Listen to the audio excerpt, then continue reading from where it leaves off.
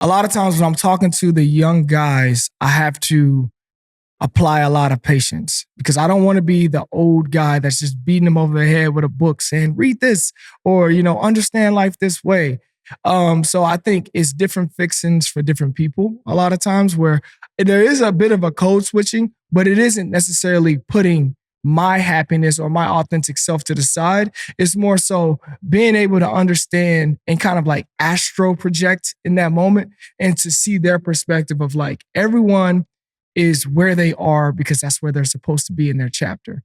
I see it all the time. A lot of guys come in the league and they're like, yeah, can't tell me nothing. Like I'm on a fire rampage. And then they get to like year 4, 5, 6. They start to slow down. They start to see the mortality, start to get a little more achy. They start to see, the empathetic sides of life a little bit more.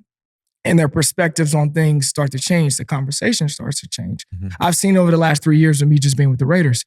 And for me, being the youngest in my family, I think gave me a great perspective because I'm the youngest of 9 and all of us are so different that I'm a lot of times the common ground. It's not a lot of beef in my family, but a lot of people can come to me and know like, oh, we can talk to Ameer, it's open. And I welcome that because intuitively I feel like I'm the filter of the family.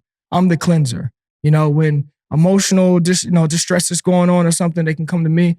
I can help them filter it because I'm open.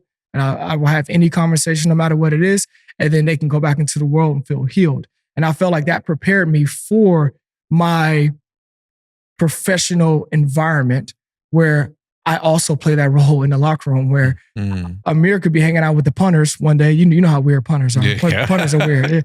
Shout out to AJ Cole, by the way. New contract with the Raiders. Congrats, brother. But the kickers are different people. Yeah. And then the O-linemen are different people because they're everyday blue-collar guys. They don't get the love. They don't get the respect, but they're the ones that keep the team together. But they're like regular guys. They're driving Toyota Camrys and, chilling. Yeah. Then you got the DBs and receivers that are a little bit more flashy, right? Yeah. You're an outlier. You're definitely an outlier. We're going to talk about that. You wouldn't even think I was a DB. What? You do not have DB energy. No, you do not, which is insane. But, but so for me, I've experienced all those different realms before. The realm of me being super fiery. Like when I first got in the league, I was flashy. I was more fiery, And then when I realized that wasn't sustainable, as I, mentioned earlier, fire burns out. And eventually it becomes like a parasitic thing where you're reaching for the next thing all the time. You start to realize like, I need to water myself. I don't need to light this place on fire. I need to water myself so I can grow more, more vertically integrated and more grassroots, And, so every different pocket of the team presents a different, personality. And I feel like from my family of 9, I've been well-groomed to kind of be that filter. So I'm able to still be my authentically self, but meet people where they are to make them feel welcome, but still drop the nuggets here and there to let them know that this is an authentic connection. This isn't just me superficially, trying to make small talk or like get through the day. Put on a show. Put on a show. Right? Yeah. And I think that's something that through my career, most people would say with their connection or exchanges with me that they felt.